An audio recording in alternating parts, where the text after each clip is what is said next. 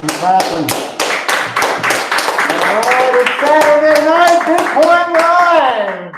Welcome, everybody. We're getting a little bit better at this, but we still have a long way to go. We're hoping to have some music for you. Written by Gabriel Devine, who's going to be a guest tonight on Saturday Night Live. And Gabriel, I don't know if you're on yet, but if you can, this is Victor. Step back a minute, Gabriel. We have this laugh just in memory of you, because I used to watch you when you were on World Crypto Network, and it just wasn't the real you unless you had a lava line. So, anyway, we wanted to thank you for giving us that wonderful prop. We want to thank you for the music that nobody got to hear today. We were hoping to have it on our thumbnail so you can at least hear it, but we're gonna get better and better at this. In fact, we're going to be building a stage just like the one that you saw that Peter Russell designed for us on our thumbnail. We're going to build something very similar to that with neon lights and everything else. So without anything more to do, let's get our guests on. So Eddie, can we pull up Gabriel Devine and Tyler Jenks? All right. In the meantime, I'm going to do a little introduction for Tyler Jenks, because I wanted him to be on the first Saturday night for one good reason, and that is he came up with some terms that he originated, and I just wanted to give him full credit for those terms. One of those terms is not ready for prime time, and Tyler Jenks has written that Bitcoin just is not ready for prime time. And you know what? I'm in full agreement with that. And so that's why we have Bitcoin Saturday Night Live, because we're not ready for prime time either. I want to introduce you to Victor from Tijuana. He's an engineer, and he's working on some cool stuff. We might get to that later on, but I invited him to participate in the conversation. And the other thing I wanted to cover was Tyler Jenks also originated the term unconfiscatable. Now, I don't think a lot of people knew that, but he actually produced a video, this was over a year ago, I think, that he talked about the 5 or 6 pillars of Bitcoin. And one of those pillars, the first one, was unconfiscatable. And boy, did that ever ring a bell with me. And it's been the easiest way that I've been able to find to explain Bitcoin to other people. And of course, Tone Vays picked up on it and actually had an unconfiscatable conference, which was a huge success. Another phrase. Gabriel. Okay, welcome, Gabriel. I can't hear you. Can you hear me? Good evening. Okay. We're going to have to figure, hey, this is going to be Saturday Night Live, so we're going to have all kinds of mistakes, but hopefully we'll get better. Can you hear me? We can't hear you, Gabriel. Hopefully my assistants here will get that fixed. And let me go on with the show. The other thing that Gabriel, in a term that, not Gabriel, but Tyler Jenks invented was the term scraping barnacles off the ship. And that goes back to the old pirating days, or actually just the old sailing days, when a ship had been out at sea for a long time. It would gain all kinds of barnacles and other kinds of things that would accumulate. So they would actually beat Testing. Scrape it off. And Tyler used a great analogy. He said, in order for Bitcoin to really take off and earn its rightful place as an asset and its sound money, we're going to have to scrape the barnacles off the Bitcoin ship.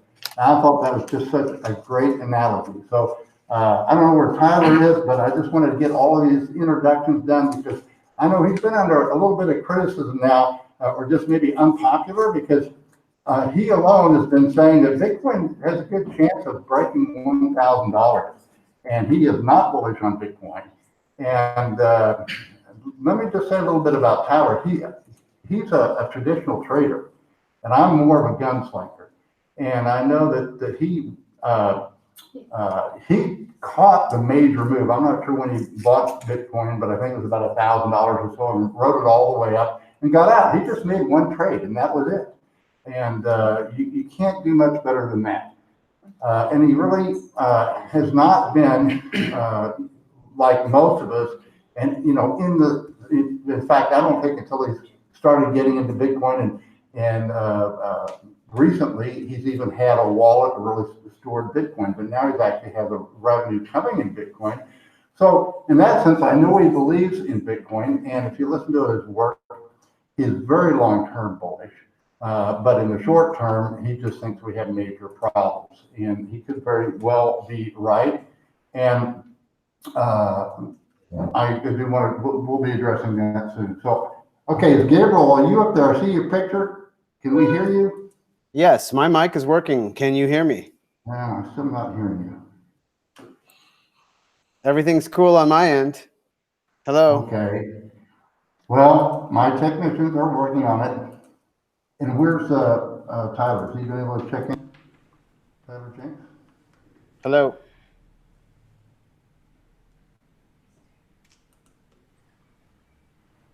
Okay. Well, Hello. I get to find out how well I can do solo until we get this thing squared away. So, Hello. Testing. okay. And the other thing I wanted to talk to you about with Tyler is he also came up with the idea that really the only competitor to Bitcoin is gold. And another one who made that fairly clear in his book is Saifedean Amos. And so these are all the topics that I hope to be going over tonight. Until we get these guys on board, I'm going to outline some of the other things that we're doing. First of all, as far as the affiliate codes, that's been a bigger problem than we thought it was going to be. It's coming, but it's not going to be until probably about mid-May. My web developer thought I was trying to build an entire banking system. I said, no, this is a very simple code. Where we just, it's like we can already do it in a way that we have refunds. So it's kind of pretty well in the system, but it's going to take us time to write it and get it out. So what we are, since our website is about, okay, everybody else hears Gabriel. I don't hear Gabriel. So how do I have a conversation if I don't hear Gabriel? You guys got to deal with your audio on your end.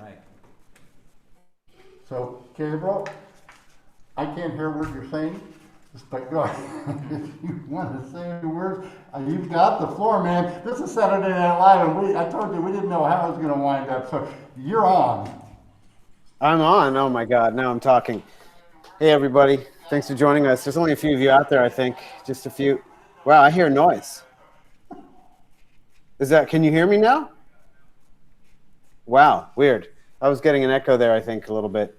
Okay. Anyways. Well, I can't hear a word you're saying. I'm going to mute myself. You talk. Hopefully we'll get that straightened out. So. Oh, hey, audience. So you can, audience, so you can be my. the website again. The affiliate codes will probably not be ready for another 2 weeks. That's my best estimate. And because the website's only half-assed, we're going to continue with the discount, the 50% discount. I hope you're having more fun than I am, Gabriel. Hey, audience, tell him to turn on his chat, his internal chat. Right. Tell him to turn on his internal chat. Hey, Ugly, can you hear me now? Audience, tell Ugly to turn on his internal chat. Internal chat, he's saying. Your Hangout chat. Earphones, so I hear you off. I'm hearing you off of somebody's iPhone right now. Oh, yeah, really? Okay. Hey, man. Hey, Ugly. Happy Saturday night. Turn on that. Can you hear me? You can't. He still can't hear me, audience. Hey, guys. Internal chat. Yeah. Hello. Hey, man. Yeah, I can now. Oh my God. You guys are amateurs over there. You're knocking the mic. Somebody's wobbling. You guys got a mic with a. You guys got a mic with a pop filter, but somebody's kicking the stand, sounds like. Oh, absolutely amateurs. You guys are kicking, you got a pop filter, but somebody's dropping stuff. Oh, I hear, you guys got a speaker there. You can't do that. No. Okay, No. now I can hear you. No, you can't have a speaker. That's not going to work. No, it's going to cause feedback. You got to have the earplugs. Yeah, earphones. Earphones. I had the earphones. It was off somebody's. Okay, so I need to get the earphones like I had, but it was off of somebody's iPhone. Well, whatever that sound is coming out of now is where you need to plug in it. Would that possibly be? No, that's an input device. Whatever the speakers are coming out of is what you need to plug your earphones into. Look, I'm an audio engineer now. This is Okay, right now, I'm doing yes, I do. I'm doing the engineering for the show, people. All right. Okay. We got sound? Wherever I'm coming out of is where you should be plugging in your earphones in. I can hear you now. Can you hear me? What's the problem? Everybody can hear me twice now because you've got me coming out of the speaker.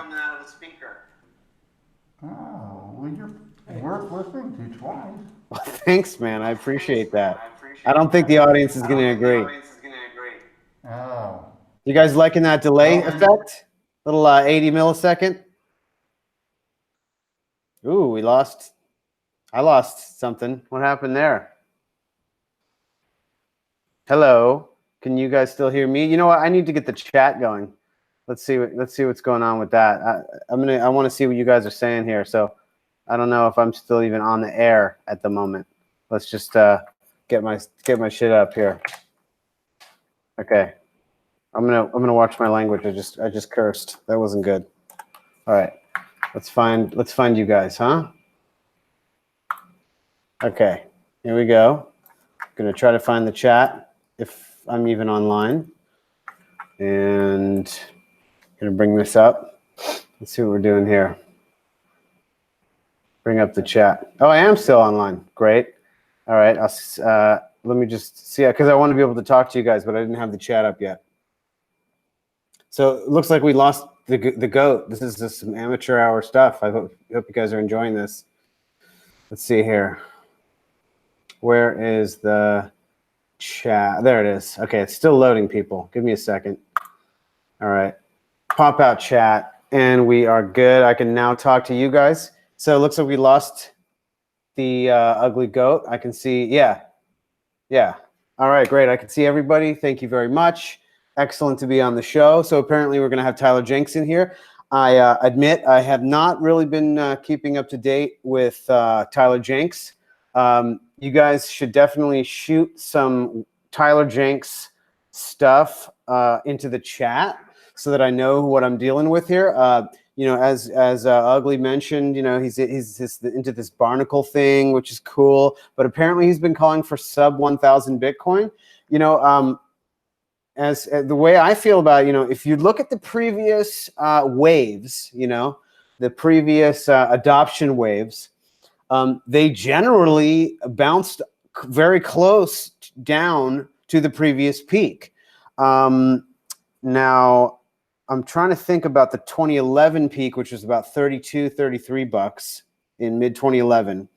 And then I guess the 2013 spring bounce actually only dropped down to about 60. So actually that didn't hit.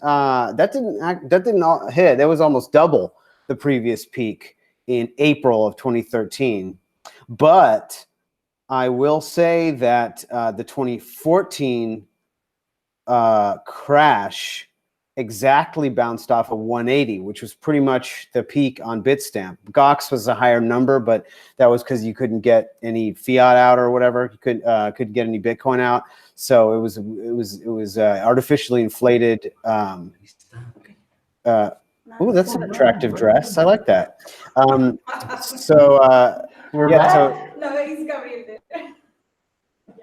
So yeah, you know, so the 2014 crash bounced off the early 2013 high. So if Tyler's calling for a bounce off of 12 or 1150, you know, that would be actually in line with the previous waves where they bounced off of the previous highs at the bottom. We've only gone down to 3,100 or whatever that was. A drop from the recent bounce could be 80% retraction. It depends on where you're talking about, Shake Your Booty. You have to be more specific with your dates there. But yeah, well, 80% off of, no, there would be 95, yeah, close to like 93% off of the 19. Hey, mute yourself, Ugly. Can you hear me? Ugly can't even hear me. Mute Okay, yourself. how do I mute myself? You mouse How do I over unmute? the Hangout screen and then click on the mic button on the left up top. So yeah, it looks like you guys are doing some trading there. You know, I'm not much of a trader. Definitely, yeah, you're muted now. That's good. So you can actually have me on a speaker right now, but definitely fix that before you come off the mute, Ugly. So Shake Your Booty is talking about 80%. Well, that's not really as relevant. I think we want to go off of all-time high and recent lows. So really, 19 and a half down to 1150 is something like what 93% drop. So that I'm assuming that's what Tyler has been saying, or maybe he's talking now. Sub 1,000 seems a little far-fetched. I can see it. Somebody saying, "Oh, we're going to go down to 1150 because that was where it peaked at the end. That was the previous high before it got." Hey, bro, Mike, have we fixed this thing yet? No. Yeah, we can hear you, but yeah, Oh, I think we're good. we're good? I think so. Yeah, Really? you can hear me, and I'm not hearing it. This is good. I'm not hearing an echo. All So right. So we just need to get Tyler on. Tyler's not on there, right? yeah, but Ugly, Oh, you shouldn't be using a boom mic because you have a mask on. You should be using a lavalier mic inside your mask. a lavalier mic. Wow. Yeah, Where do I get those? this is what news presenters. They're not expensive. News presenters clip them onto their shirt. You should have something This is it? inside. What's that? Oh, lava lamp. That's not it? Genius. You weren't supposed to stick that under my mask? Is that No, different word. Lavalier. It's français. It's French. Français. Yeah. It's your diction is it would be okay, but you're wearing a mask, so really you should be recording yourself inside the mask, not outside. But whatever. I'm just being a stickler now. But you're set up, unless we lost you again. Hey, I think we lost him again, peoples. So, yeah. I'm gonna give you guys a little taste of my shirt here. Check it out. It's a weird, like, Greek-looking guy, and it says "in another dimension," and then down here it says "in another life." Very trippy. Very trippy. I love this trippy. All right. Well, I know. You know what? You are definitely going to be leaving Puerto Vallarta, right? I don't know what you're talking about. I'm in China right now. Oh, excuse me. Okay. Northern China. I'm on the border of Mongolia, and I'm actually. Oh, you're running that mining operation now. And I'm running the mining operation. I'm building my what's it called? My war clan, my warrior clan out here, and we just got our first shipment from the CIA of our weapons. So we've got some AKs, we've got some mortar shells, and of course RPGs are always popular. So yeah, we're gonna just set us up. We're not planning to hurt anybody, but there's a little plot of land that we want to secure. We'll make sure that nobody else comes and bothers us, but people will be welcome to come and go if they're if they're cool. We're totally good. We're not violent. It's just purely self-defense. Oh. Well, I knew I had you on here for a reason. I knew that you had to be on the SNL debut because I just think it was no matter what, it was going to get fucked up, right? I love that. I love that blue cable. That's really cool. It's it looks very high tech, like you're some sort of cyborg goat. We have Bitcoin trader here. I don't know if you've seen the Bitcoin trader. Oh wow! Look at this. Yeah, and then we have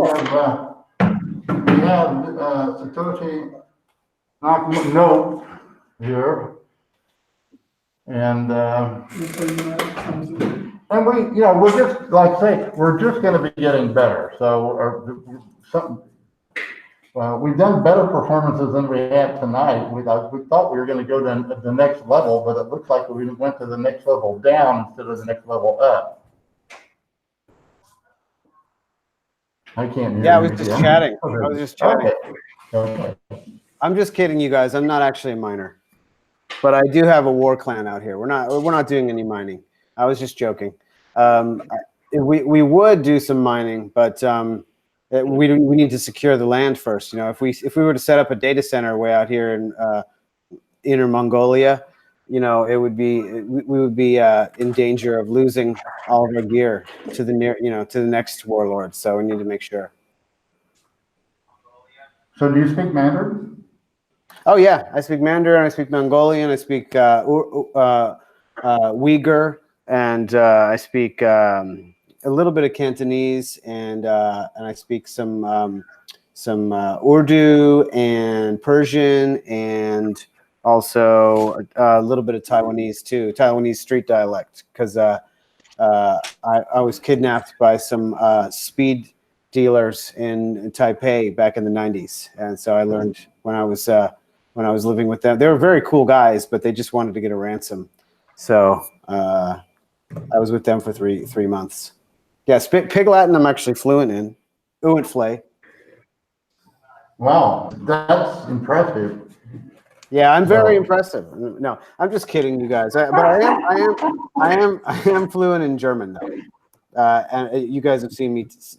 If you guys have been following me for a while, for example, on World Crypto Network, I interviewed Manfred Karrer, who is the inventor and creator of BISC, decentralized Bitcoin exchange software, and he's Austrian. So I used to live in Austria. I went to school in Austria, so I speak some very fluent German.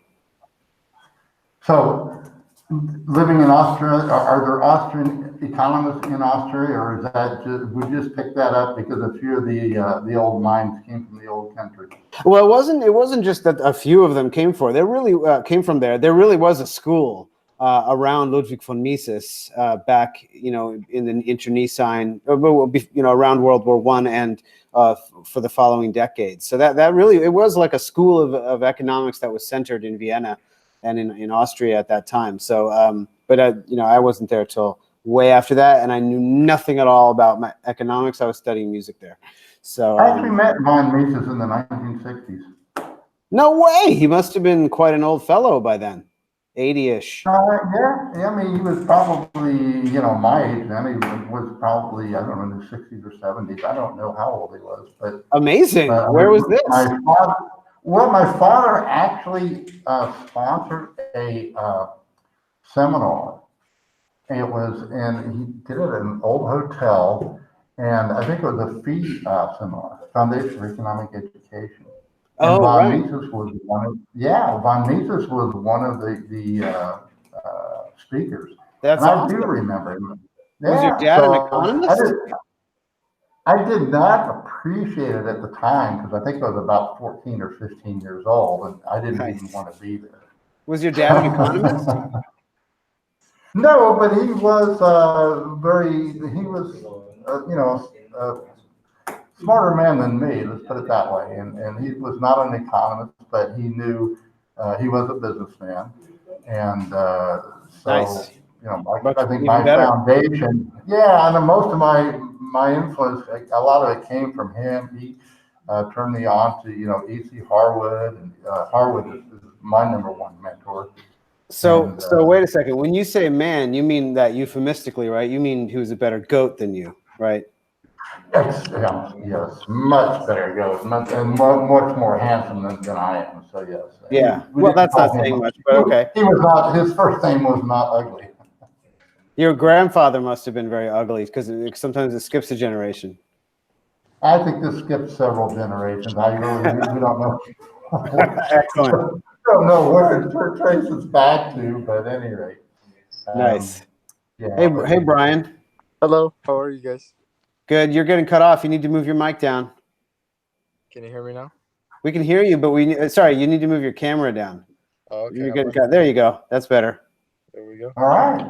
More. Hello, more. Hello. Who's this? Dean. This is Tyler. Oh, hey, Tyler. Oh, Tyler. Hey, ugly. I don't know if you've been paying attention to this or not. Sorry, you're not appearing right now. No problem. Well, we are Saturday Night Live. We might be kind of half dead, but we have to have a debut performance somewhere, and this is it. Exactly. Hi, Tyler. So I hope you heard my monologue. My monologue was all about you because I want you to have full, correct me if I'm wrong, but you created a lot of terminology that's being adopted in the Bitcoin world. And I just want to make sure you get full credit for that. You were the Well, one that, I really appreciate it. You are very generous with your observations. And usually when I come up with some kind of terminology, it's because I think in very simple terms and I speak very slowly. So I try to be very accurate. So I use aphorisms and metaphors and things that make sense to me. And some of the things that you quoted are just things that make sense to me. I use a lot of Wall Street jargon, like the trend is your friend, and all of that sort of stuff. And I think a lot of it's applicable to the Bitcoin world. And Can I just thank you very interrupt for much. a second? I'm sorry to interrupt, Tyler. I just want to say it's great to have you on, but also I want to say, hey, Win, you are playing music, and we need to have you turn that off and mute yourself. Brian, you also mute yourself too. Anybody who's not talking should mute yourself. Okay? You just mouse over, click your microphone. Let's keep this nice and clean for Tyler. Thanks, guys. all right, you're on, Tyler.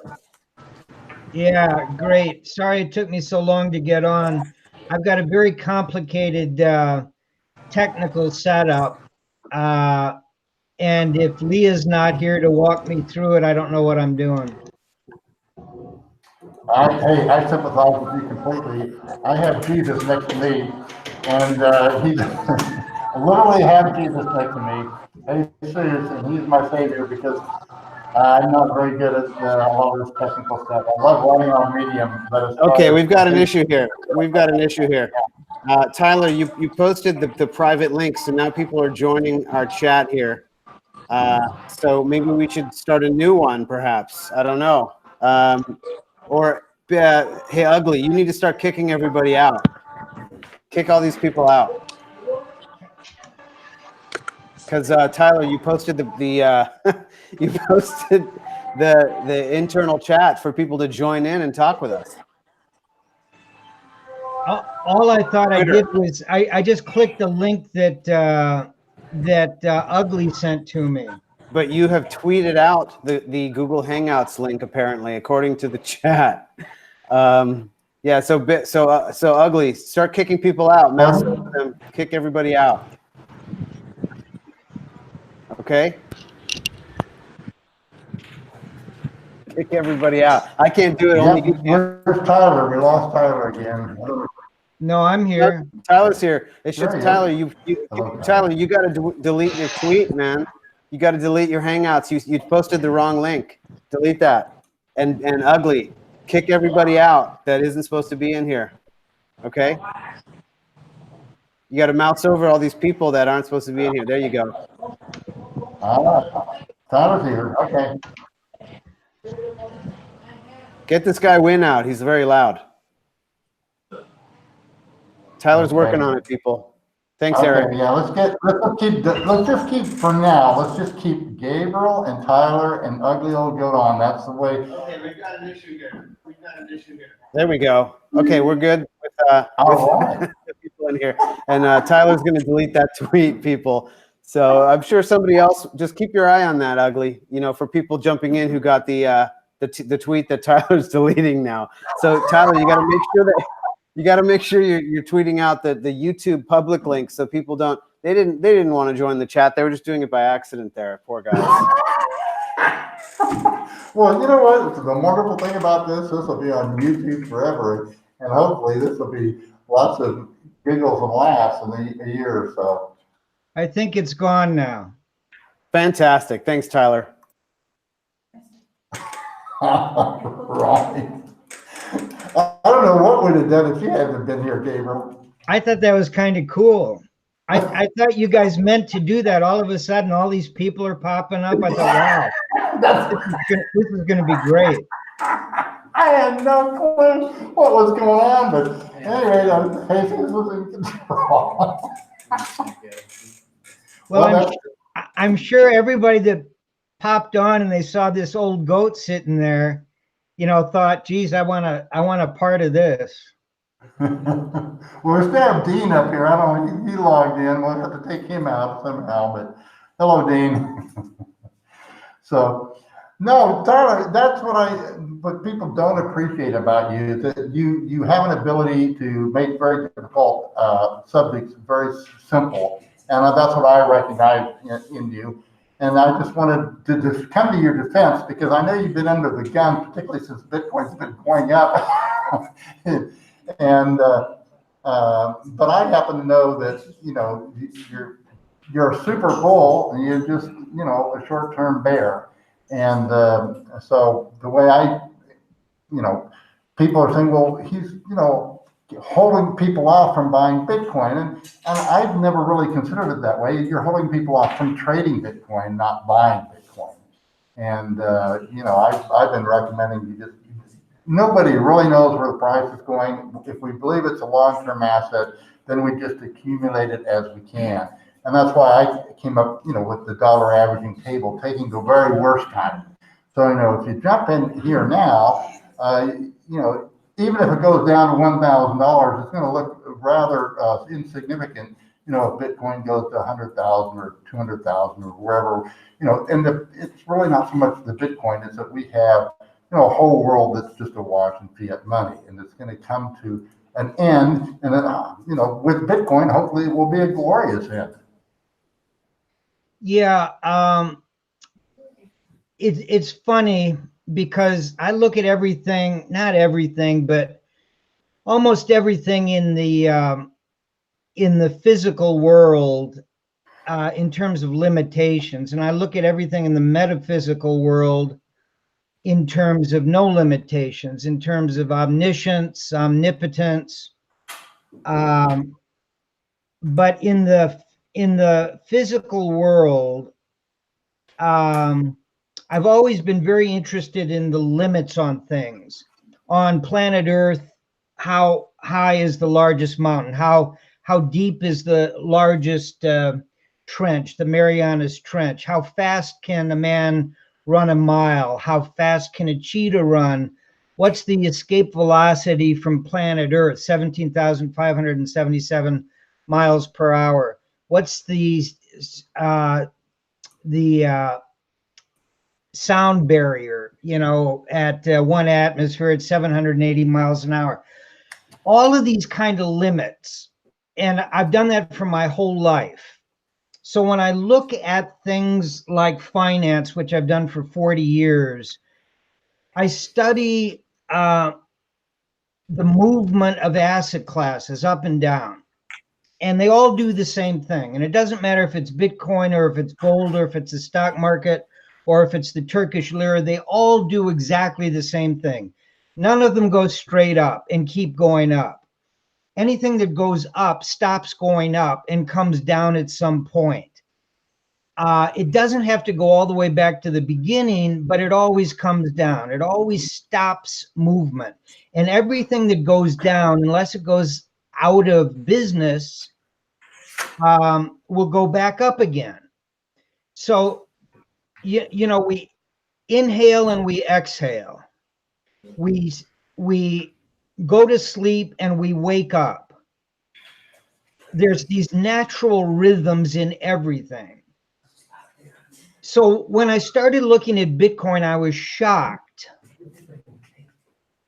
at the way so many people that had very little experience in anything other than Bitcoin, didn't have experience in the stock market, in the gold market, in the currency markets, in the commodity markets, had no experience in terms of history and time and cycles. I was really shocked at how many of them looked at this from a metaphysical perspective. They said, just buy this divine thing and hold it forever. Hold it. No matter what, just hold on to it. And it was obvious when you look at 2011 and 2012 and 2014 and 2015 that this is the same as everything else. It has nothing to do with the thing. It has to do with you and me and Gabriel. That's what it has to do with.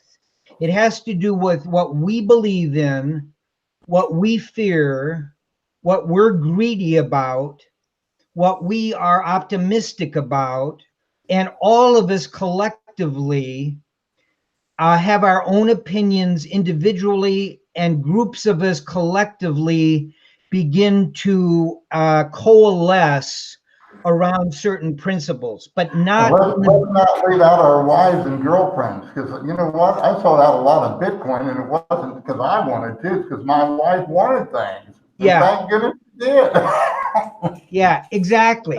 Exactly. If you got somebody whispering in your ear, you know, either a friend or a financial consultant or a technical analyst or a fundamental analyst, or what you read on Medium or wherever you get your info from, that info comes in and it may or may not change a little bit the way you look at the world. But old guys like you and me, and not like Gabriel, because it's not nearly as old as we are, but old guys that have been through the wars, that have been through the good times and the bad times. I'm not talking about finances. I'm talking about life. I'm talking about the cycles where things get really bad for a while, and then they get really good for a while, and then they get really bad for a while. We've got a different perspective. So the story that Lee and I have been trying to tell people in this space is just open your minds up a little bit. Look at the evidence. Think about the infrastructure. Think about things like Bitfinex and Tether. Think about things like Quadriga. Think about the fact that it is almost impossible for people not in this space to get into the space, because it's, number one, so complicated. There's so much jargon. It's totally unregulated. It makes it almost impossible to sit across from somebody and sound intelligent when you're trying to describe to them how you can buy and sell Bitcoin, let alone all the other crypto projects and all that kind of stuff. And it's that needs to be broken. We need to start speaking a language that the other 99.999% of the people in the world speak. Okay, Tyler. This group doesn't do that. I'd like to jump in now. Please. I appreciate what you're saying there very much, and I'd like to sort of offer my perspective. It kind of really something just jumped to mind, which is the famous saying, I believe it was Richard Feynman, the physicist, who said maybe back in the 60s or so, somebody asked him, well, how do new and revolutionary ideas take hold in the science community? He said, they don't. The old people who thought of them die, and the new people find new ideas, and they're not afraid to let them go because they didn't find those new ideas in the first place. And I think that's kind of a bit of a relevant point to bring into the conversation when it comes to money, currency, Bitcoin, and gold, and finance in general. I've noticed very much, a real dichotomy in when speaking to people about Bitcoin based on their generation purely. Just considering that, obviously many other factors play into it, but just considering somebody's generation is like 90% of the equation. I try to explain Bitcoin to somebody who's 70, 80, and they are just really having such a hard time because of the requisite knowledge that is required in order to understand the the prerequisites of just even getting the basic concept. I've talked to numerous young people in their 20s, Gen Z, and it's like it goes down so smooth. It's almost like it's because there's no unlearning. They don't have to do any unlearning. They have many tools that they need to put together, and no financial unlearning because they haven't been taught anything about it. which is a big, big mistake of the cabal or whoever you want to say is in charge of, education these days. They should actually be, shoving more Keynesianism down their throats. But anybody, most young people don't know anything at all. So if you tell them, well, Austrian economics is very intuitive. So if you just explain those concepts, they get it right away. So, I think that's a really important consideration that, older generations, you're going to be missing the 4 areas of knowledge that Bitcoin was, combined from, which are, to remind the audience here, cryptography. This is a field of knowledge that hardly anybody paid any attention to before Bitcoin, and now way more people. A lot of people did, but they were really the intellectuals of our time. I know, like Thomas Jefferson was very much into cryptography. That is totally true, and it has an illustrious history. Great author Neil Stephenson explored it in so many of his fiction books that are speculative fiction as well as science fiction. Yeah, Cryptonomicon. Cryptonomicon is directly about it. He wrote a great short story you guys can check out. It's called I forgot the name of it, but it's the Simoleons. There's it's a 90s, cyber cache story, short story. But in any case, so cryptography, very important. It was a totally specialized area of knowledge, and now everybody's into Bitcoin is really focused on it. Free open source Libra software development, FLOSS as it's known, free Libra open source. This is another area that was relatively specialized. I mean, people were clear that Linux was taking over, but it wasn't really thought about why that happened and why open source software is so important. And Bitcoin and several other projects have really brought it to the fore. And then those are the technology sort of legs that Bitcoin stands on. The other 2 are more social, and they consist of game theory, another used to be very specialized area of knowledge, but this idea of Nash's equilibrium and things like that are really, really important for Bitcoin.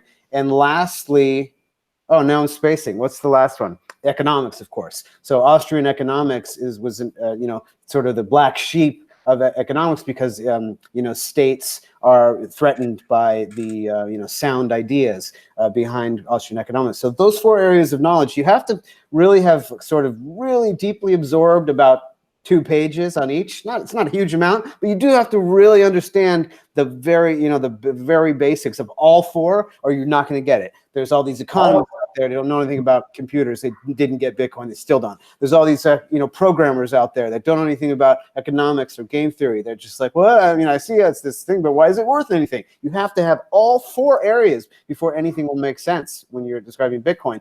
And if you can explain enough of those things to a young person, they already get FLOSS intuitively. Like, oh yeah, open source software, of course. But an older person, and they're going to be steeped in Keynesian economics. Boom, you got to unlearn before you can learn.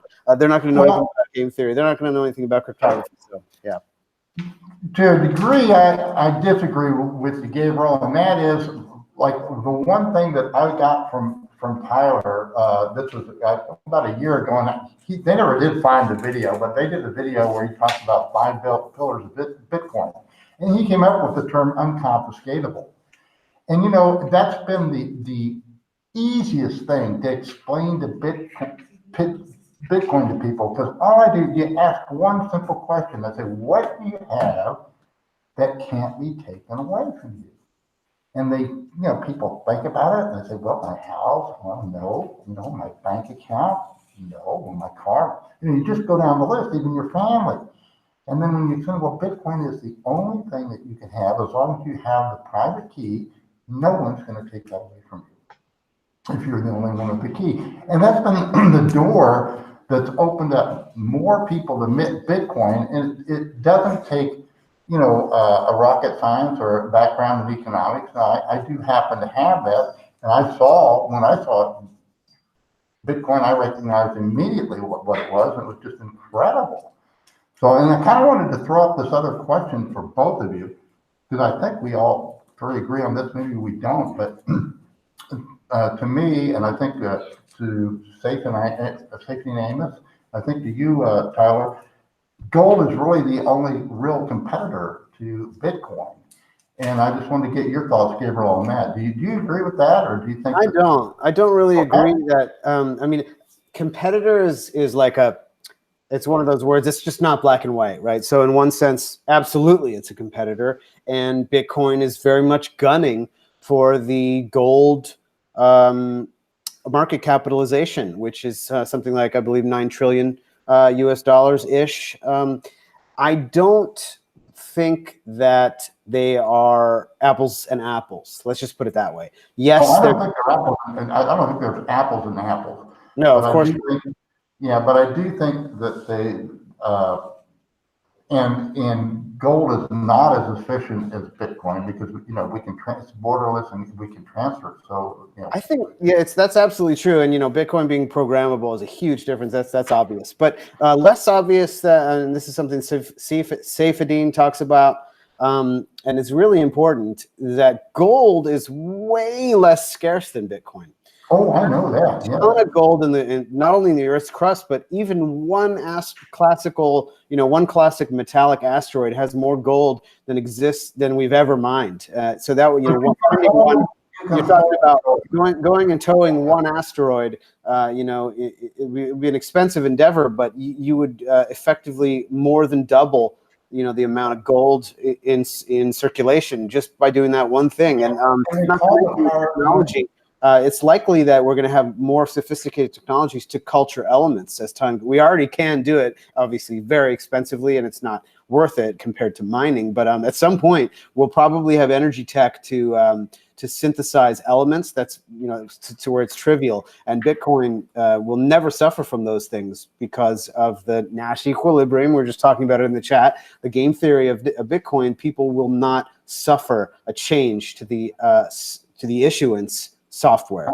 I have a question. Somebody asked you a question, Gabriel. Explain the game theory relationship to Bitcoin. Oh my God, that's such a deep subject, and I'm far from an expert. But Nash equilibrium is, this John Nash. He's an economist, and he's also talked about software as well. I believe. I'm not an expert in his work by any stretch, but Nash equilibrium is, when there's a system and it reaches sort of what you might call a point of not just I guess equilibrium, but there's a term in biology that's quite similar to equilibrium that is not quite on the tip of my tongue right now. But it's kind of like if a system is properly designed, or in general a system that has any type of longevity, the participants, the nodes in the system will sort of reach a middle ground, like we have, for example, traders and miners and investors, where there's this sort of standoff, right, where the miners want something, but then the users want something different, and so the users want to pay as little fees as possible, the miners want to get as big fees as possible, and prices in general is a way of finding a meeting point and reaching an equilibrium. And Bitcoin has all these different players in it. It's designed specifically for adversarial players to come together and be able to come to an agreement on what the truth is. In other words, who spent what when. And this is all done through the existence of this theory. We're assuming helped Satoshi Nakamoto in the original design of Bitcoin, where these adversarial groups that are built into the process reach an equilibrium, and the system can then function over the longer term. Well, and if I could explain it just a little bit differently, John Nash, Russell Crowe played him in A Beautiful Mind. That's where most people have heard about him. And you've got to remember that a lot of his work was done after Alan Turing did all of his work. And people like Norbert Wiener did all of his work in the early 1950s with cybernetics. Cyborgs was one of the terms that he came out with. Alan Turing was really the father of cryptography in terms of using computers to do what he did, and is talked about in Stephenson's book, Cryptonomicon. So Turing comes first, then Wiener comes in the early 50s, and John Nash is in the 50s and into the 60s and the 70s. But what Nash basically is saying is if the three of us want to make a decision, game theory comes into our decision, no matter what it is. Do we want pizza tonight, or we want to go to, a Thai restaurant? And depending on how important it is for each one of us to push on that point, we will pull levers and strings with the other two to get closer and closer to that. And what was great is right after Nash did all of his work on the equilibrium between two opposing views, at what point do they come together so you have consensus? You had this brilliant guy named Herman Kahn who wrote the book called On Nuclear War. And he was the one that coined the phrase in terms of quoting Nash, that we never had to worry about a nuclear war as long as there's two superpowers, not three or four or five, but two superpowers, because those two have this thing called mutually assured destruction. Assured destruction, MAD, mutual assured destruct. Now, if either of those parties have a very complicated political system in terms of making a decision, it gets very difficult. But if it's two people, if it's Trump and Putin, and they are strong enough to be the ones, or they've given the power to make it, now you have simplified everything down to two people. And therefore, since the 1940s, there's never been a nuclear war. That doesn't mean there can't be accidents. It doesn't mean if China or North Korea, but the principle is what you were describing, which is equilibrium theory. Now, what's brilliant about Bitcoin is what it is attempted to do and will do, in my opinion, someday, but not now. But someday, is it's eliminated all third parties. It's the only financial instrument. Not only is it unconfiscatable, but there's not a third party in between you and someone else. I can send it to you and you can send it to me. It doesn't need to go through a bank. It doesn't need to go through an exchange. It doesn't need anybody to write it off and take a 2% thing like buying a Krugerrand or a Maple Leaf, or there's always a third party with everything that goes on except this. Well, I mean, it's the only electronic form of value that doesn't have a third party. I mean, cash and gold technically don't have a third party. Well, I mean, cash just in the exchange, but cash has a third party. Exactly, but they're visible. They're material things. What you and I exchange are ideas with a bunch of numbers. Therefore, the U.S. can say you can't take more than $10,000 out of a bank. So it's the U.S. government and it's the bank that says you can't take more than $10,000 out without filling out all these forms. You can't take more than $10,000 on an airplane. You can say, well, I can move gold from this place to this place, but you can't move gold from this place to this place. It can be confiscated. It can be stopped at the border. It's going to get all kinds of metal devices clinking. I know, because I've tried to take large amounts of silver in ammunition cases through, this was many, many years ago, back in the 1970s, through airport security.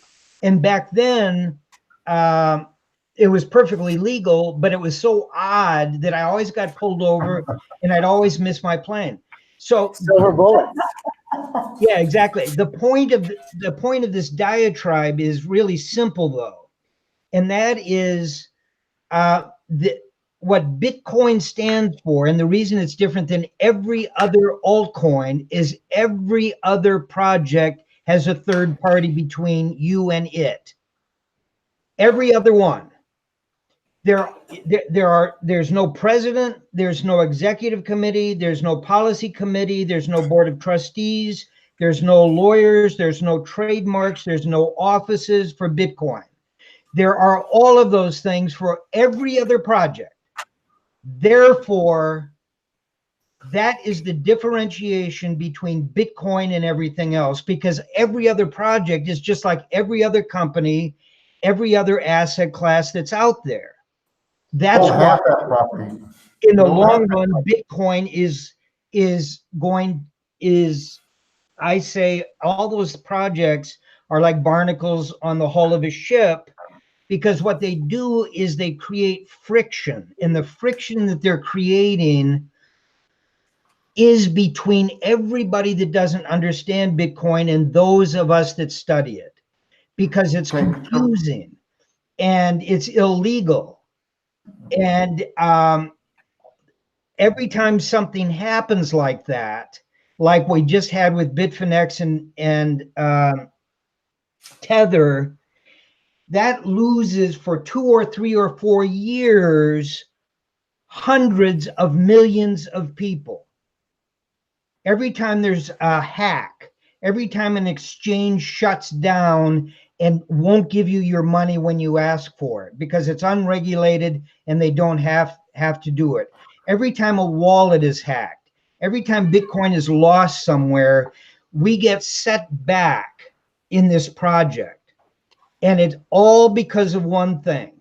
It's all because of everything that is forked off of the original blockchain, the original Bitcoin, and added a third party or many third parties in between you and me. I love that, Tyler. I love that. And I didn't quite, because I just, I only heard it from Ugly, what about your analogy, and now I understand it a lot better after you went through that. That's great. So just to clarify for our audience here, and I think you'll agree with this, Tyler, in your analogy of the barnacles, I thought you were going to say Bitcoin is the boat, but absolutely not. Actually, you and I, investors, are the ship, and Bitcoin is the wind pushing us along. The barnacles, of course, as you said, are these centralized scams projects, and the ocean is like the wider economy. I love that. That's great. Okay, I'm going to take a little bit of the devil's advocate here, but not really, and I'm going to bring gold back into the picture. And one of the things that you're arguing about, Tyler, is that there is no third party with Bitcoin, which I agree. That property is also true of gold. Now, gold is physical, so yes, it can be confiscated. But the properties that it does have, and that's why I think it still is a legitimate, and maybe not on a global scale, but certainly on a local scale. Gold is still going to be a useful form of exchange, because it's physical. It's really where the pavement hits the road. And I also want to distinguish the difference between gold and the gold standard and Bitcoin and the Bitcoin standard, because they are two different things. Absolutely. And what I've argued is Bitcoin is never going to be ready for prime time until we develop free market banking side by side with Bitcoin. And it was the old sound commercial banking that evolved in a free market under gold that regulated the money supply. The money supply was increased through commercial paper. It was non-inflationary because it represented, when the money was created, it represented the new goods coming into the marketplace. And as those new goods were purchased and as they were purchased, then those notes were retired. And so there wasn't a monetarist view like Milton Friedman of having a fixed growth rate of 5%. We could say, I hate it when people talk about a Bitcoin inflation rate, because there is none. We know how many are going to be created. There might be delayed production. I think that would be a better way to explain it. But how a Bitcoin, I'm not a fan of Murray Rothbard. I called him a gold socialist. In fact, I became acquainted with Milton Friedman because he wrote me, when I wrote an article calling Murray Rothbard a gold socialist, he said, "You're right." And so, that's how I got acquainted with Milton Friedman. I don't think I buy that, Ugly. I don't know. I mean, we'll see what Tyler says, but I don't think. I mean, I'm totally not an economist. I've never corresponded with Milton Friedman or anybody else or Murray Rothbard. I'm like a musician who just got into this stuff through Bitcoin purely, and have studied this stuff. I haven't extensively read the works of Friedrich Hayek or anything like that, but. And Saifedean has gotten some beef for suggesting that Bitcoin could be the basis of a new standardized free banking system. I really don't see that's going to happen. I think that right now we are actually currently in the Bitcoin banking era, and it will end. We're going to have these layers built on top of it. The first one's Lightning Network, and we're going to have other layers built on top of Bitcoin and on top of Lightning as well. Third and higher layers and more second layers. That is how computer protocols develop. Putting third parties on top of Bitcoin is the temporary stopgap. That's where we are right now. Well, we're trying to do that. I don't know if you're aware of this, because I don't think you probably aren't too aware. I wrote a recent article about the emergence of merchant banking in Bitcoin. Right, using it as collateral, right? Well, not even collateral. It's just that, for example, we're going to do an affiliate link. Okay, so people that subscribe and they lead somebody else to subscribe, they'll get a small little Bitcoin referral, 15% or something. But so they have a source of revenue with Bitcoin. But now, what are they going to do with it? I'm not going to be a bank where they can just claim their Bitcoin like an exchange. They're going to have a credit with me, and they can either they can purchase ugly old goat hats, or they purchase that we're going to have a cruise up here. They can go on the cruise or something on our website. But as other things develop, the analogy I use, well, let's take Tone Bay's. He's got a trading seminar that he sells. What if they have a credit with me and they like that, purchase his seminar? Or Jimmy Song's got a book. He says, I want to buy Jimmy Song's book. Well, the way you have to do it now is they have to withdraw the Bitcoin and then purchase that way. Whereas if you have a credit, merchant credits, we'll figure out a way to do that among each other, and it'll be free to our clients. And this is what's going to evolve. And then eventually what happens? Why would you use that instead of cash? Because of rewards or something, or why would you use that instead of I don't. You may not. But there might be a time that you do. I mean, sometimes I pay with Bitcoin, not that often. Right. But I do pay. But I do. I mean, 90% of the business that I do is, in fiat. I use my credit card because they pay me to use it. I pay it off every month.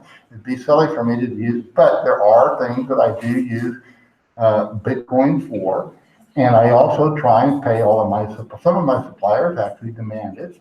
And even my new suppliers, the way I introduce them to the Bitcoin is I recommend that they take 10 or 15% of the payment in Bitcoin, and the goal is, Bitcoin's not a store of value and it's shitty cash. And that's why I always tell people it really is, but it is a speculation and a very good one.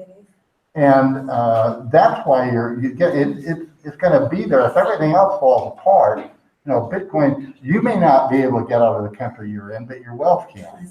I don't know if I agree that Bitcoin, I mean, right now it's obviously very, very volatile, but I think that Bitcoin can be a store of wealth, and because of the energy used to create it, and as well as its unbeatable scarcity. It's the scarcity is something that has never existed in humankind until 2000. No, I agree with you that it's a store of wealth. but it's not a store when you have a move. For example, I use the example of Lambos as a store of value.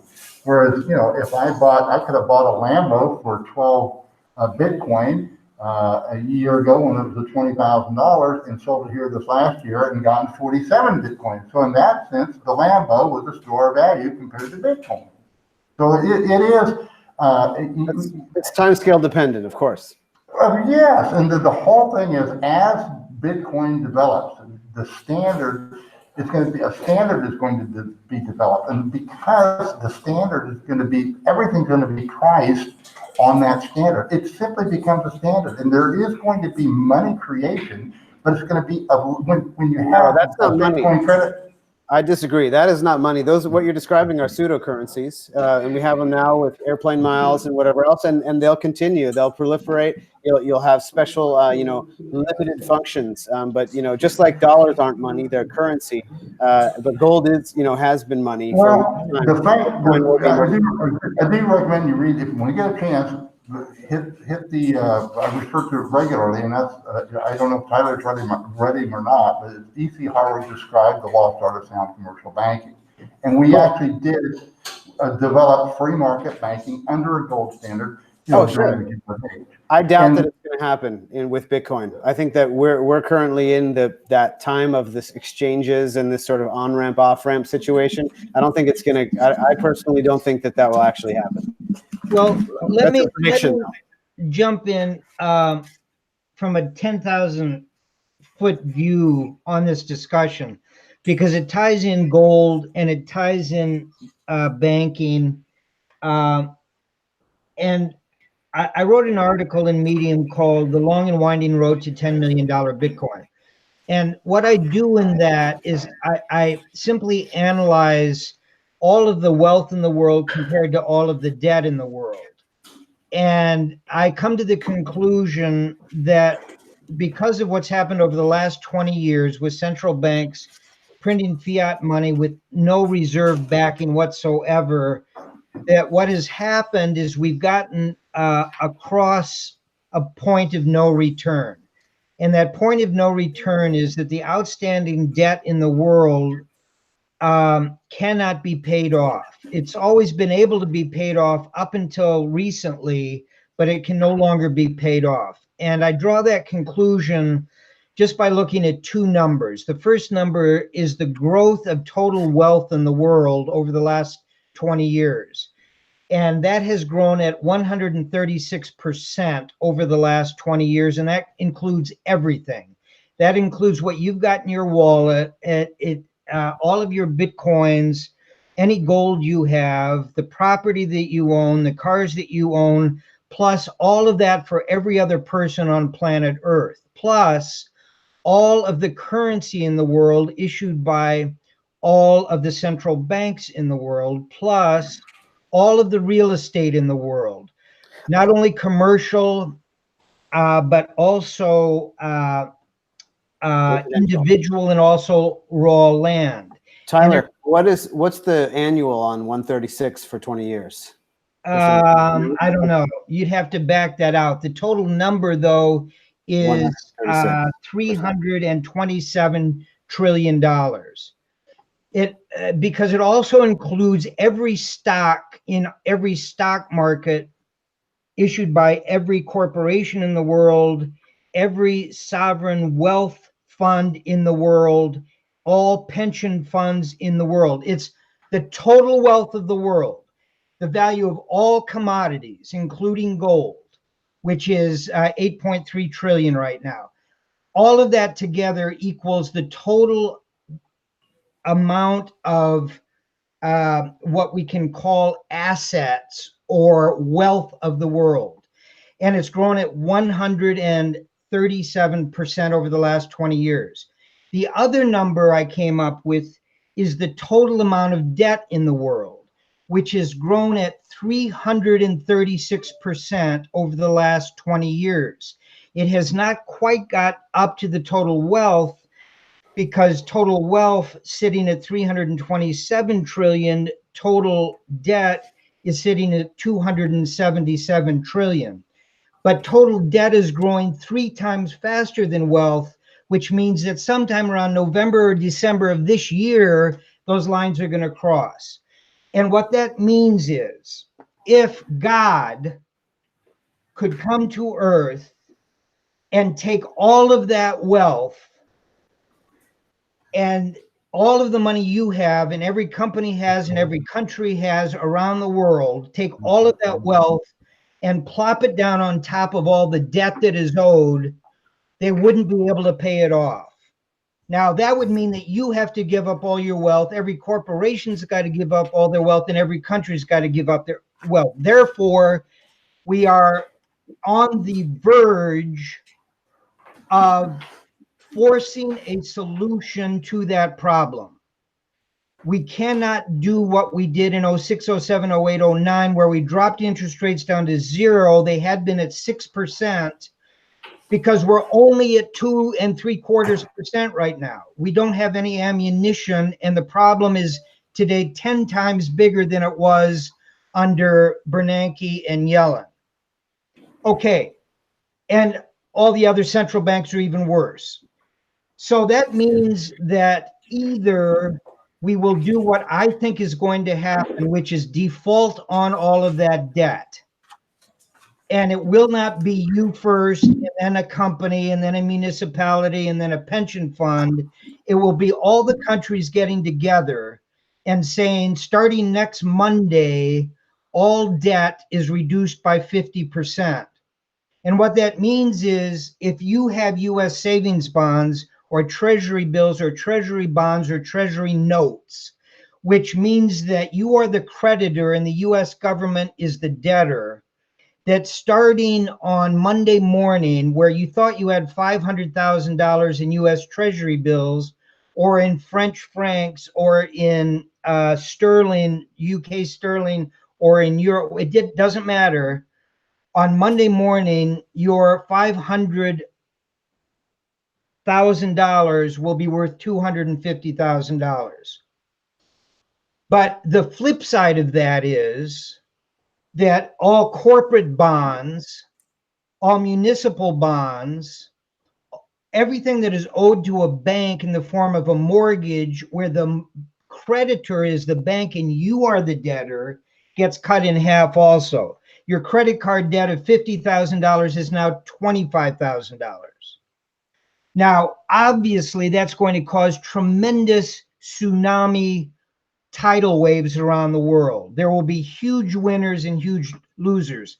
But what happens if you do that is it solves the debt problem for another generation, because we drop the total amount of debt and the rate of debt growth down well below the ability of wealth to pay for it. Okay, that's the worst possible outcome. There are 2 other possible outcomes that are far better. One is Bitcoin and one is gold. The least likely of those 2 is Bitcoin, but it by far is the best solution. The problem is nobody believes it except the 3 of us and a tiny, tiny bit of people called the crypto community. And we're doing everything we can to make sure that nobody else ever enters our space. The gold market, on the other hand, has got 6,000 years of use as a monetary unit. It's been used by central banks. It's been used by finance ministers. It's been studied by economists. Everybody knows about it. Everybody understands it. Now, Ugly is an expert in the precious metals market. A lot of people think they're experts in the precious metals markets, but unless you really study it and understand the economic implications of it and what happened in 1971 when Nixon closed the gold window and why he did and what that did in terms of the growth of fiat since then, you kind of lose it in all the jargon.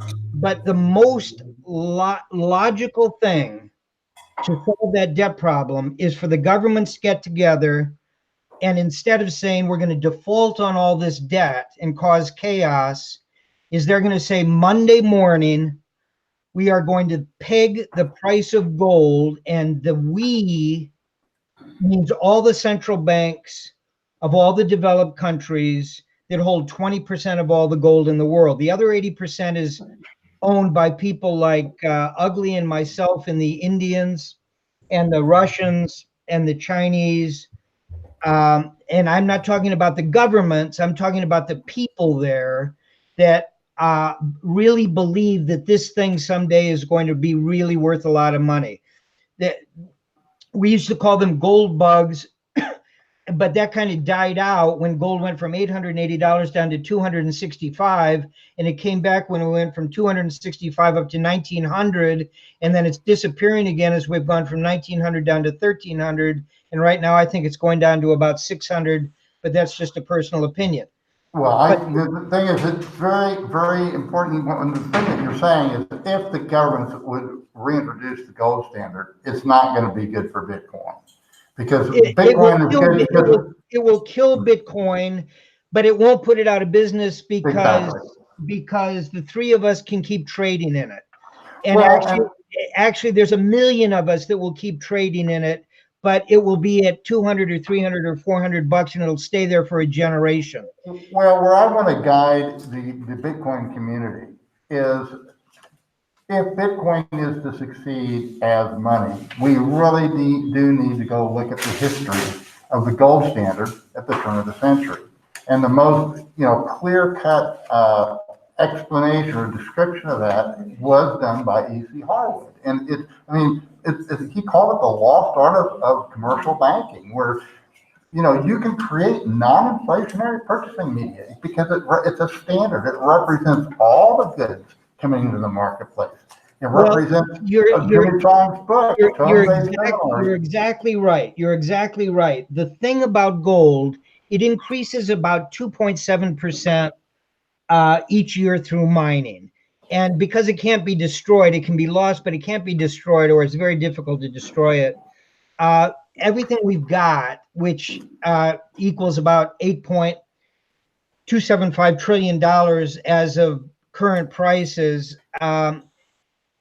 that's everything. That's all central banks, all individuals, the ring on my finger, golden teeth, all of it is worth nothing. It's worth, nickels and dimes. 7.5 trillion is a big number, but we've now got 2 companies in the United States that are $1 trillion companies. $7 trillion is pennies when you're talking about $327 trillion in wealth, and you're talking about $277 trillion in debt. $7.5 trillion doesn't mean anything. But just as they did at the turn of the century, just as we have done throughout history, you can either say that this chunk of gold I've got that weighs X amount will buy me so much corn, or will buy me so many potatoes, or will buy me so much real estate. But what the governments then did is they began pegging it to something. And in the US, it was pegged to the US dollar, $32.50, so 16-to-1 ratio against silver. Silver was worth X. And then they just froze that price. And then at Bretton Woods, it got increased a little bit from $32.50 up to $35 after it had been confiscated in the United States and a number of other countries, because it is confiscatable. And there is, I disagree with you, Ugly, that there are no third parties between them. Talk about the Nazi regime, and that explains it easily. The Nazis were able to steal everybody's gold, and that's because it's a physical thing. As long as there is someone out there that can go to a bullion dealer and force them to show them their records of who bought what and who didn't. And I know there are plenty of places you can get around that. You can't get around that on exchanges like the old COMEX, or you can't get around it on the ICE. You've got to tell them who you are and what you're doing, and you've got position limits. It's very, very difficult, whereas it's the opposite of very, very difficult with Bitcoin. Bitcoin, you don't have to worry about that at any time in any way. Okay. Yes, I'm talking about the barter, on a simple barter. Exactly. Gold, even under the Nazis, whatever repressive regime it is, gold is still there. It's circulating. It's, of course, it's not out in the open, but it is Exactly. definitely there. And if you keep it in small pieces, like 1/10 of an ounce, you can actually carry it around and buy things with it. Hey, I've had a couple people ask me some questions here. I want to see if you guys are game for it. Yeah, good. Somebody wants to open it up to questions and answers, and I did not want to. This is Saturday Night Live, and it's kind of, I wanted. We're not supposed to get too serious. You guys are getting way too serious. Okay, we got to not be so serious. That's number one. Number two is, do you guys want to take a couple questions? I don't want to talk about trading. I'm going to start maybe doing that one night a week or something. People want to talk about trading or where the market's going. This is Saturday Night Live, and we're going to talk about anything about where Bitcoin's going tomorrow or next week. You know, I'm really digging your rants, Tyler. It's very high view. You know, there's not that many commentators that can zoom out like that. So I really appreciate to hear the things that you're saying, because it's not that common. A lot of the points you're hitting are not commonly discussed in the Bitcoin space. You know, I'm on Twitter all the time, and you know, Bitcoin Twitter, and it can become an echo chamber. You know, I'm in West Bitcoin land as somebody who did the big crypto chart. All the hardcore Bitcoin extremists are on the West Coast there, and you know, it's occasionally you do get some interesting takes, but I appreciate your perspective there. Hey, we're not ready for prime time. That's why it's Saturday Night Live. But we're going to be prime time, and that's what we're working for. This is probably the most primitive broadcast that's ever been on YouTube. But you know what? My heart's in it. I have a passion for it, and we're going to get better and better and better every week. And I really thank both of you for coming on. You got it, man. Yeah. And I got one other thing. Pleasure. We can't leave. I know this kind of seems silly, but you both have to stand up because you got to do something. Because you know what? Everybody blasts BitConnect. They think, you know, BitConnect was such a scam. But one thing BitConnect has that we just don't have enough of in the Bitcoin community is we have to have that BitConnect spirit. Okay. And I don't know if you've seen my huddle, but what we do here before we sign off, I'm going to stand up. If you guys are ready for this, you ready? We go huddle, save, build it, sound money. Are you both willing to make fools of yourself? No way, man. What are you doing? What are you doing over there, man? We're human beings. We're not goats. We can't. We have your reputations to uphold. This is ridiculous. I can't believe you want some of the stuff I'm smoking, huh? Yeah, exactly. You didn't tell us we were going to have to completely embarrass ourselves. No, it's not that I'm embarrassed. It's just, come on. Of course you got a hodl. I mean, this is, you know, this flips Keynesianism on its side. Hey, Gabriel, can I at least get a hey, it's hodl. Can we get something like that out of you? That's your job, goat. That's your job, ugly. Tyler and I are respectable, upstanding citizens. We don't. Well, I certainly wouldn't go that far. But before we close, I just want to say, Saifedean did an incredibly important thing for this space and for a lot of people outside the space. Ugly has taken it one step further, because he came up with this thing called the Bitcoin Standard Bearer. And he's got two of those diddly doodles behind him, which he presented to Saifedean at the Unconfiscatable Conference in Las Vegas. But here's the important thing. By Ugly turning on its head the term maximalist, which was kind of put on all of us in a very cheeky way, and calling us instead Bitcoin standard bearers, which is exactly what Saifedean was talking about as a means of understanding a gold standard compared to the Bitcoin standard. So as soon as I heard that, I knew that from that point on, that was going to be the description of those people that understand, believe, and know that the next 20 or 30 years, we must do everything we can to clear out all the chaff from the wheat, the barnacles from the underside of the boat. So we've got smooth sailing ahead, so we can get up to 100,000 and then 200,000, at which point we will be worth half the value of gold. At 400,000 Bitcoin, we overtake the total amount of gold in the world. And now central banks and hedge funds and institutions and finance ministers, if they are forced to make a decision, will at least consider Bitcoin to be part of that decision. Oh, Tyler, guess what? What? Do you remember that shield that Tone put on your understanding Bitcoin? Yes, yes, yes. Oh, we're making those. We're going to have that out in a month or two. Oh, fabulous. You know, Unbelievable. I felt I couldn't make it to Malta, but we definitely need to have an award every year to people in the, particularly, you know, these back enders that are running the show. I mean, I understand the economics part, but as far as how it all works, I don't have a clue. But these guys need to be recognized for what they do. Oh, And so, absolutely. I was able to go to Malta and it was absolutely fabulous. Adam Back and just on and on.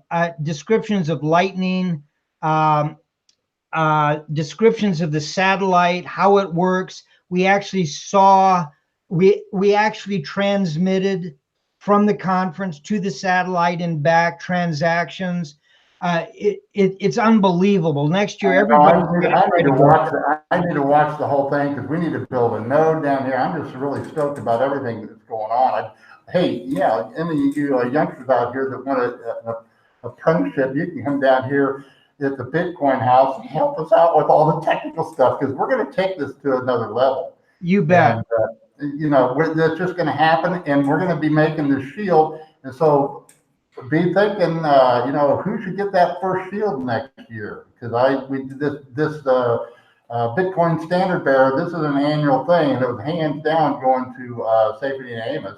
And I don't know. We're going to try to figure out something. I'm thinking some kind of an organization where if you buy one of these, then you get to vote for who should get the award next year. But we definitely need to give credit where credit is due when people There's really, so many great people doing so many great things, and and this forum and what Tone Vase is doing. Tone Vase down in Mexico City last night did a meetup in which somebody asked him a question about blockchain, the use of blockchains, and he went off on a 30-minute rant that was absolutely spectacular with very specific usage cases, a lot of the kind of things Gabriel was talking about and that you were talking about earlier.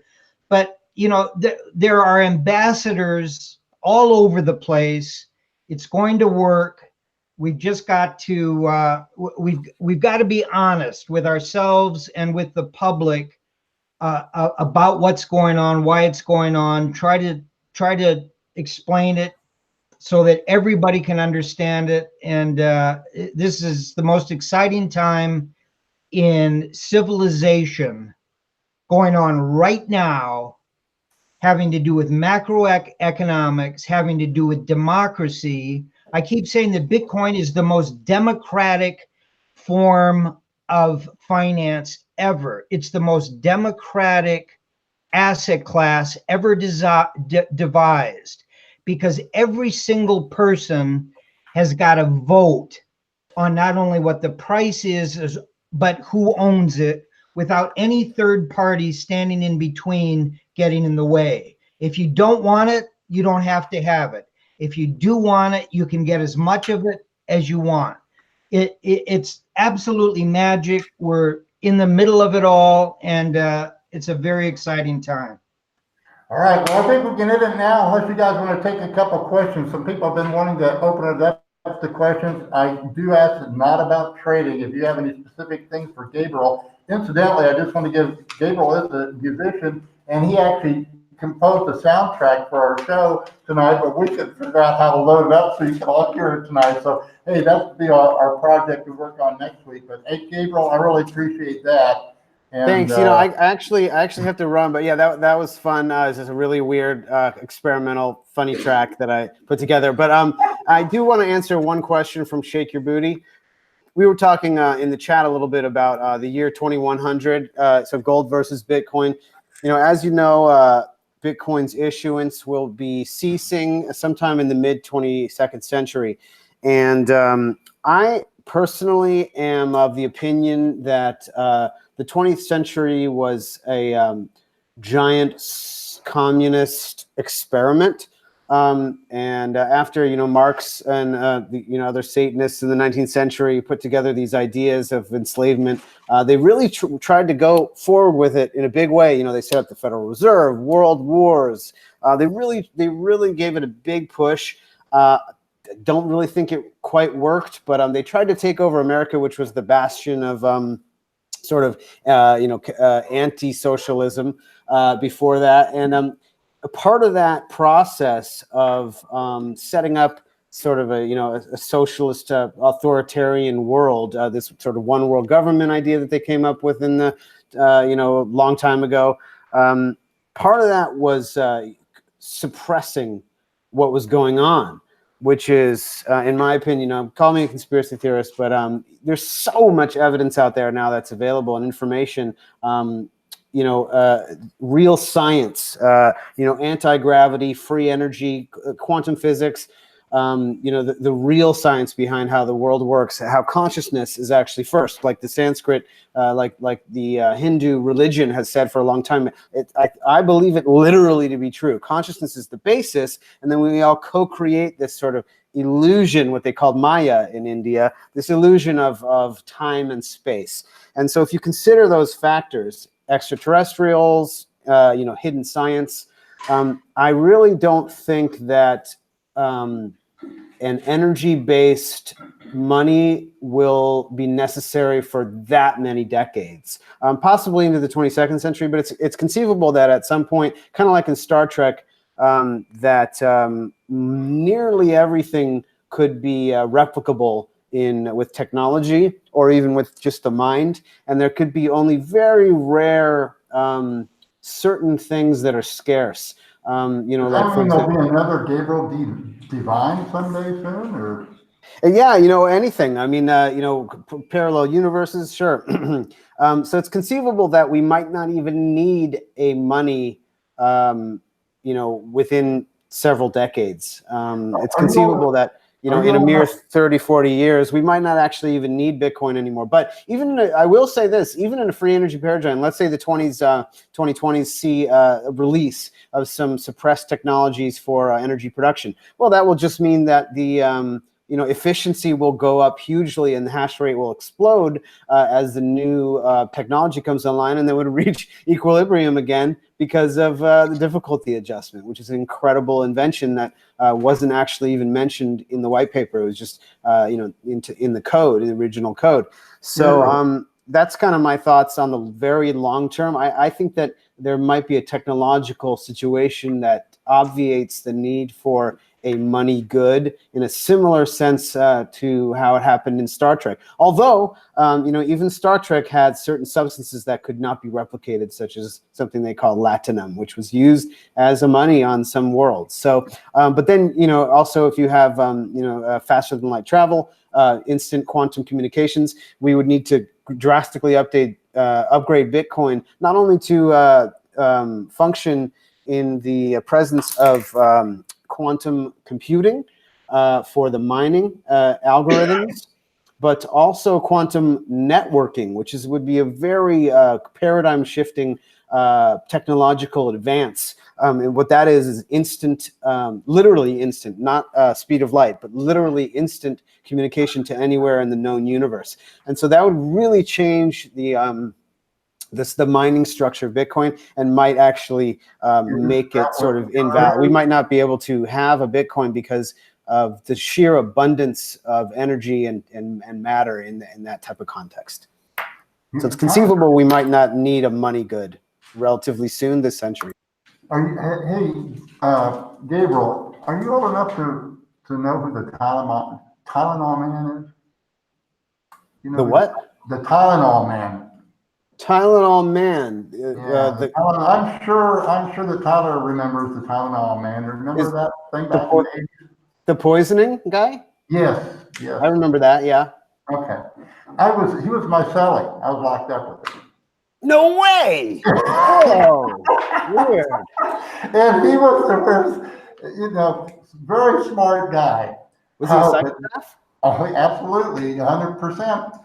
And that's when, he had this hatred for God. I mean, he really did. Because when you're talking about instant communication, anywhere in the universe, I kind of ask, isn't that what prayer is? But we'll see off that. I'm going to go back to the Tylenol man, because he hated God. I mean, he just would shake his fist at it. And to me, that's a logical way to be Herbert Bakunin, the anarchist. He says, well, if God exists, he should be destroyed. And he's absolutely right. If there's a conditional existence, if is where his problem fell into. But Lewis, I think his name was Lewis, his whole goal was, as soon as he got out, he was going to go to MIT and download his mind so he could have eternal life. Yeah, I don't think that's ever going to work. Consciousness is not something that arises out of the brain. It's quite the opposite. Consciousness creates the brain and all other matter and time. So I don't believe in the materialist perspective at all. I think that's been shoved down our throats by those who want to control us. I actually do believe in the soul. I don't necessarily buy into traditional religion memes about the soul of the spirit, but I think we're going to be learning a lot of weird stuff over the next few years. Get prepared to be shocked. I actually need to go. Thank you for listening to me rant. Tyler, we all need to go. We've had enough of this, but this has been really fun. Yeah. Again, I'd invite you to get and depart with me with the huddle, but some people just can't do it. Okay. Oh, and I need to end a little bit. We're going to have a working man's cruise. I'm not going to cover that now. I'll cover it next week. We'll actually have it on the website. It doesn't have to be done until May. We need to get 60 people signed up by the end of May. But it will be September 21st, and we'll leave on a Thursday night from LA, and you'll be back Sunday morning. It's going to be a working man's cruise. We're going to have practical stuff that people can do. I just wrote an article today of how you can scrape the barnacles off the ship by filing a small claims court, filing a suit in small claims court. I read that and it was fantastic. I didn't know half that stuff. Well, you're inspired. And I said, how do we get busy and get these barnacles scraped off? Well, the attorneys in these class action suits is going to be a big part, and we'll read about those in the newspaper. But you know what? There's also a death by 1,000 cuts, and that's what small claims is all about. So, hey guys, it's really great. So much fun. We went way on too long. I promise the audience out here that I will appear by myself, because I know you have questions you want to ask me personally about trading, but that's not what Saturday Night Live is about. Saturday Night Live is to have fun and to be crazy, and we did all those things tonight. And thank you, two crazy guys. Thanks, man. Gabriel. Thanks, Ugly. Yeah. We'll be better next week. Promise you, we're going to get better and better and better. I love it. Bitcoin Standard Bearers. Great. Goodbye. Right. Good night. Good night, everybody. And that's Saturday night. Yeah. And what are the music next week? Hodl, hodl, hodl. Hey!